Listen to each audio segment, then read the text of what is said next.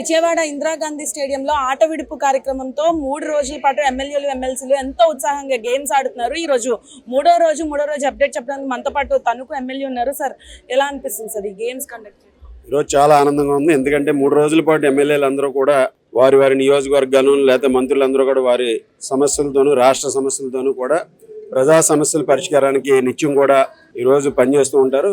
ఈరోజు స్పీకర్ గారు ఒక కొత్త సాంప్రదాయానికి గత సంవత్సరం తెరదీయడం జరిగింది. అంటే ఉమ్మడి ఆంధ్రప్రదేశ్లో హైదరాబాద్లో ఉన్నప్పుడు ఇటువంటి క్రీడోత్సవాలు సాంస్కృతిక కార్యక్రమాలు జరిగేవి. కానీ ఆంధ్రప్రదేశ్ సెపరేట్ రాష్ట్రం అయిన తర్వాత ఈరోజు 10 సంవత్సరాల తర్వాత అయ్యన్ పాత్రుడు గారు స్పీకర్గా గత సంవత్సరం ఈ కార్యక్రమాన్ని మరలా ఇక్కడ ఆంధ్రప్రదేశ్లో పునఃప్రారంభించడం జరిగింది.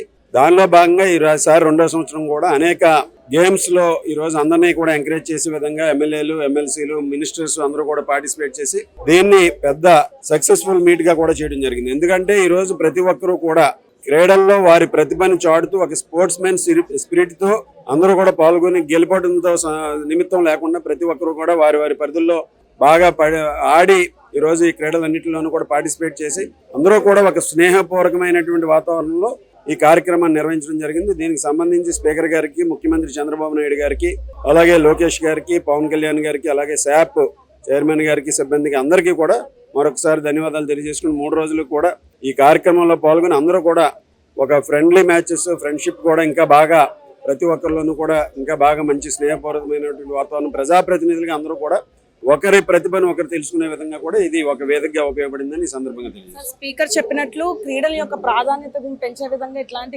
క్రీడా ఉత్సవాలు చేస్తే అంటే మినిస్టర్స్, ఎమ్మెల్యేలు, ఎమ్మెల్సీలు అంటే ప్రజలకు కూడా ఒక అర్థవంతమైన క్రీడల మీద ఒక అభిప్రాయం, ఒక ఉపయోగకరమైన విషయం తెలుసు. మీ నియోజకవర్గంలో క్రీడలు ఏమైనా పెట్టే అవకాశం ఉంది? ఈరోజు ప్రతి సంవత్సరం కూడా ఈరోజు ప్రజాప్రతినిధులు క్రీడల్లో పార్టిసిపేట్ చేస్తే అది యూత్కి అందరికీ కూడా ఒక ఇన్స్పిరేషన్గా ఉంటుంది. ఈరోజు కూటమి ప్రభుత్వం వచ్చిన తర్వాత క్రీడలకి, క్రీడా అభివృద్ధికి పెద్ద ఎత్తున నిధులు కేటాయిస్తూ ఈరోజు బడ్జెట్లో కూడా ప్రత్యేకమైనటువంటి కేటాయింపులు కేటాయిస్తూ ఈరోజు అనేక గ్రామాల్లోనూ కూడా పట్టణాల్లోనూ కూడా ఈరోజు ఇండోర్ స్టేడియంస్ కానీ ఇతర మౌలిక సదుపాయాలు కల్పించడానికి పెద్దపీట వేస్తుంది కూటమి ప్రభుత్వం. ఈరోజు అదేవిధంగా మా తణుకు నియోజకవర్గంలో కూడా ఈరోజు గతంలో 2014-19 చంద్రబాబు నాయుడు గారు ముఖ్యమంత్రిగా ఉన్నప్పుడు ఇండోర్ స్టేడియంస్ అక్కడ నిర్మించడం జరిగింది. అదేవిధంగా కొత్తగా ఇండోర్ స్టేడియంస్ కూడా ఈరోజు నిర్మిస్తున్నాం. భవిష్యత్తులో ఇంకా క్రీడా సౌకర్యాలు కల్పించే విధంగా ఈరోజు తణుకు పట్టణంలో కూడా అనేక పార్కులను కూడా అభివృద్ధి చేసి ఈరోజు క్రికెట్స్ కానీ, అలాగే కబడ్డీ కోర్ట్స్ కానీ, స్కేటింగ్ కోర్ట్స్ కానీ ఒక ప్రొఫెషనల్గా ఉండే విధంగా వాటినన్నింటినీ కూడా ఇన్ఫ్రాస్ట్రక్చర్ ప్రొవైడ్ చేస్తుంటే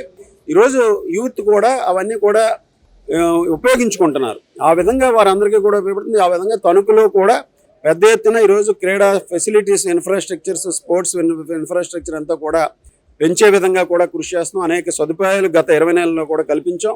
అది యూత్ అంతా కూడా యూటిలైజ్ చేసుకుంటున్నారు. అది ఈరోజు ప్రతి ఒక్కరు కూడా అటు ప్రజాప్రతినిధులు ఈరోజు ఈ క్రీడోత్సవాలు ఒక వేదికగా, ఒక స్ఫూర్తిగా నిలుస్తాయనడంలో ఎటువంటి సందేహం లేదు. అదేవిధంగా మన యూత్ కూడా ఈరోజు ముఖ్యమంత్రి చంద్రబాబు నాయుడు గారు ప్రవేశపెట్టేటటువంటి అనేక కార్యక్రమాల ద్వారా ఈరోజు యూత్ అంతా కూడా ఇన్స్పైర్ అయ్యి ప్రతి ఒక్కరు కూడా ఈరోజు ఉద్యోగాల్లో కూడా క్రీడల్లో ప్రతిభ కనపరిచిన వారికి, క్రీడల్లో ప్రథమ స్థానంలో నిలిచిన వారికి, మెడల్ సాధించిన వారికి కూడా రిజర్వేషన్లు కల్పించినటువంటి ప్రభుత్వం కూటమి ప్రభుత్వం. ఆ విధంగా ప్రతి ఒక్కరూ కూడా ఈరోజు క్రీడల పట్ల ఆసక్తి పెంచుకుంటూ యూత్ అందరూ కూడా ఈరోజు మమేకమై వారందరూ కూడా వారిలో ఉన్నటువంటి ప్రతిభను చాటే విధంగా కూడా ట్రైన్ అవ్వడం కూడా ఈరోజు చూస్తున్నాం. ఆ విధంగా యూత్ ని ఒక ఇన్స్పిరేషన్ తో తీసుకెళ్లే విధంగా కూడా ప్రభుత్వం ముందుకు వెళ్తుంది. మీ ఫేవరెట్ గేమ్ ఏంటి? ఇక్కడ ఏం గేమ్ ఆడారు?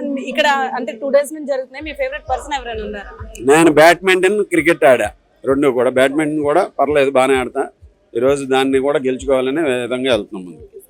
చూసారు కదా, ముఖ్యంగా బ్యాడ్మింటన్ ఆడారని చెప్పడం జరుగుతుంది. బ్యాడ్మింటన్ తర్వాత కూడా ఈ రోజు ముందు కంటే ఇటువంటి క్రీడలకు సంబంధించి ఇటువంటి క్రీడా యాక్టివిటీస్ పెట్టడం వల్ల చాలా వరకు ప్రతి నియోజకవర్గంలో కూడా ఉన్న ప్రజలకు ఒక అవగాహన కార్యక్రమం లాగా ఇది ఉంటుందని కూడా చెప్పడం జరిగింది. ఇది ఇక్కడ పరిస్థితి. వీడియో జర్నలిస్ట్ పవన్తో బిందు, YK న్యూస్, విజయవాడ.